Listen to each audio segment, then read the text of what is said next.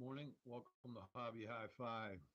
We are in the middle of April, beginning of April actually, in Maine, and it's warm up, so I'm getting very excited, and I think it's caused me to become more social.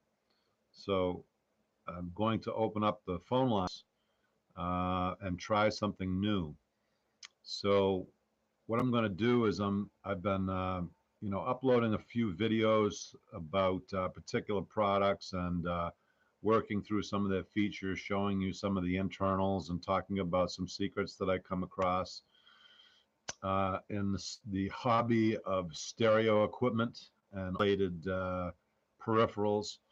Um, Forgive my Slavic appearance this morning, but I wanted to jump right on this as it sort of uh, came to my brain this morning that to be more social and to get more public interest and whatnot, I thought we'd go right to giving you folks a phone number and see how that would work.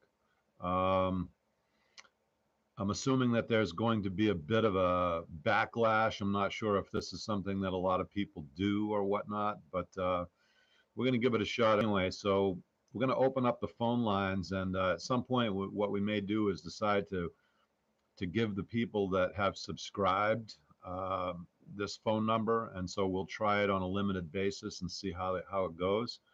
But I'd kind of like to be able to be available during the day. If somebody has a question and they'd like to call, maybe even just a chat real quick. Obviously we don't want to tie up the lines all day, and not knowing how many lines I'll be able to use. It's sort of unknown right now, but at least for now, we've got an opportunity to give you folks a phone number to call in and talk to what we're going to call at this point the Stereo Geeks Hotline, and um, and that number I'm going to give it to you right now is 978 312 2179. And what we're doing here is, and I say we, it's mostly me, but what we're doing is we wake up in the morning and we have a cup of coffee and we decide what we're going to work on next. And the stereo hobby is a strange one because it evolves and it changes over time, and you learn and you decide that maybe some things I'm better suited for than others. And so originally I bought a lot of speakers, and I really liked playing with speakers and fixing speakers or refoaming speakers and getting to know them. And my speaker buddy Roger Comparetti, the guru from Waterville, Maine, got me into this hobby a long time ago. And when we started making, uh, he started helping us make some speakers for some dances with my buddy Scott Burke.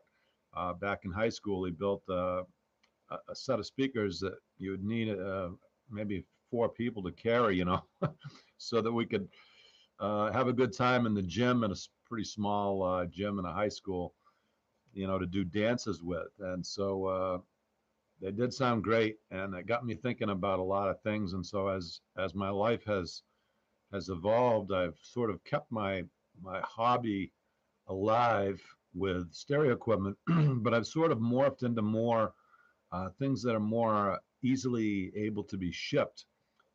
As you know, shipping charges have gone right through the roof, and so some of these speakers, would be.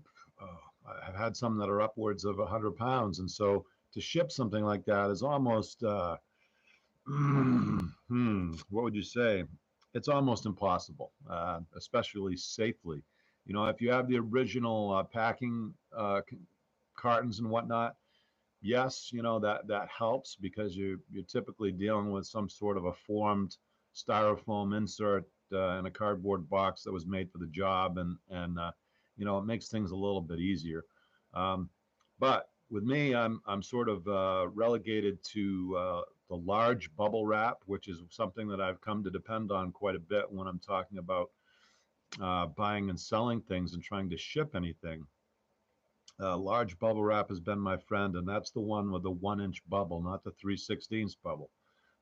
So that 1 inch bevel gives you a lot of cushion, and and what you basically want to do in the terms of, say, a receiver, which is what I've kind of morphed into. I've been doing more electronics because I figure, in a box the size of a bread box, I can get just about everything that I would ever encounter in one of those, from vintage receivers and amplifiers and CD players, DVD players, digital to analog converters, cassette players, what have you. They'll all fit in that similar box. And so I'm trying to streamline any type of a shipment situation.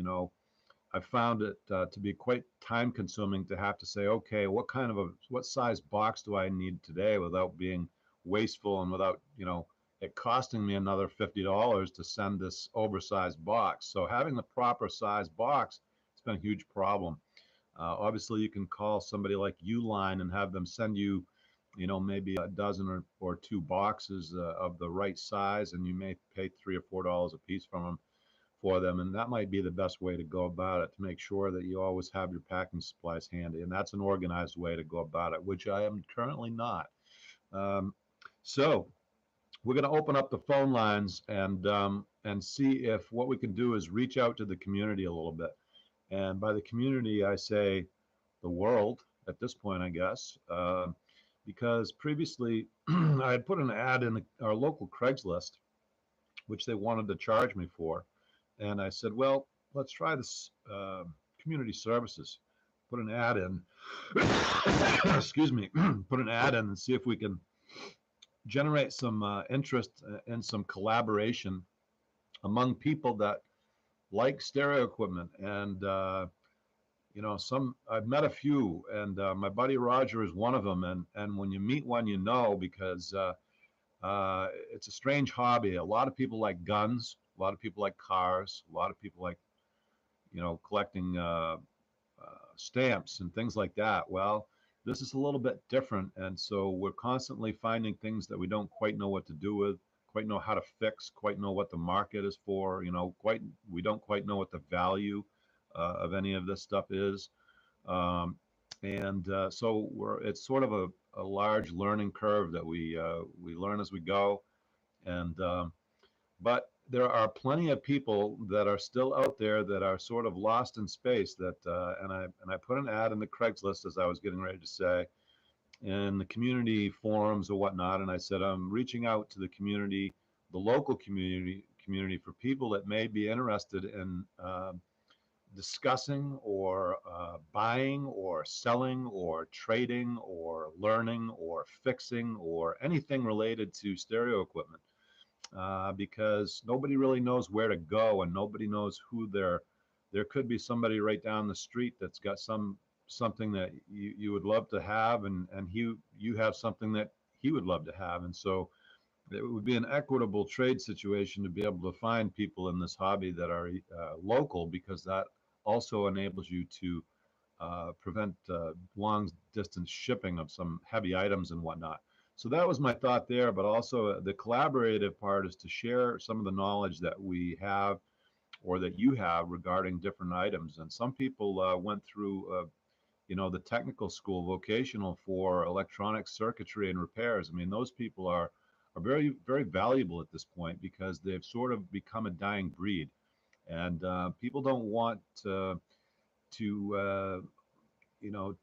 bear the risk of opening or keeping open a large storefront on Main Street anymore for electronics that sort of have become buy it and throw it away when it fails in a couple of years. And so that's we've gotten away from the old school, the 60s and 70s and 80s, where things were made quite well, and I still have a lot of their pieces, and it's kind of difficult to find somebody that will work on them.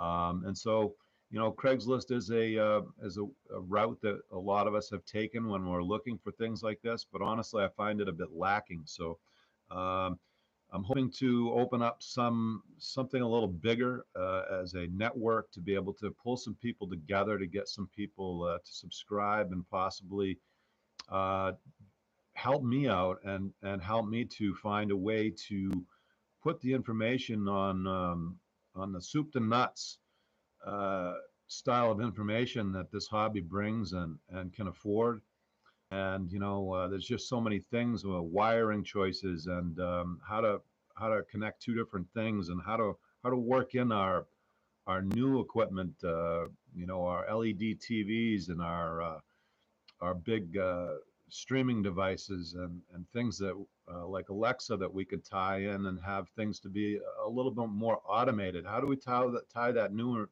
technology into the old stuff?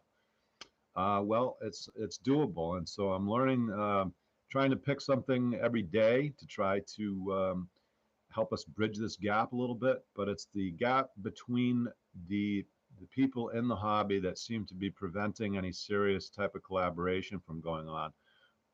If we were talking about wines, then we'd probably have somebody in town that would have a wine cellar, and they would put something up and say, "Hey, come taste my wine," and he'd have 100 people there, and you could put that on YouTube or whatnot, and you could have a show, and you could talk about 50 different wines, and have 100 people there, and and you could have a lot of knowledge shared with the world in a short period of time, and that's kind of what I'm aiming for here. So let's try this hotline out and see how it works. I'm not going to give you too much detail on that, because I'd like to sort of bootstrap this and see if this is going to work, and if it's something that anybody is longing for, that information, such as, how do I get this to work, or what this is really bothering me, what are my options there? I mean, everyone knows that if you have a computer, you have some issues, and honestly, I think if you have a stereo, you have some issues there also, that things just don't quite work as you expect them to all the time. And some of it's a little more simple if you have the right person to talk to. I know, as far as my automobile goes, I recently bought an Audi, and it's a bit over my head, I'll tell you that. The story with Audi, the word on the street is, if you don't have deep pockets or deep patient levels, then don't buy one. And so I do have the patience, although it's waning, but I don't have the deep pockets, and so I think I may be over my head. But I found somebody that I can call, as long as I've got 1,000 or 2,000 bucks, they'll fix it.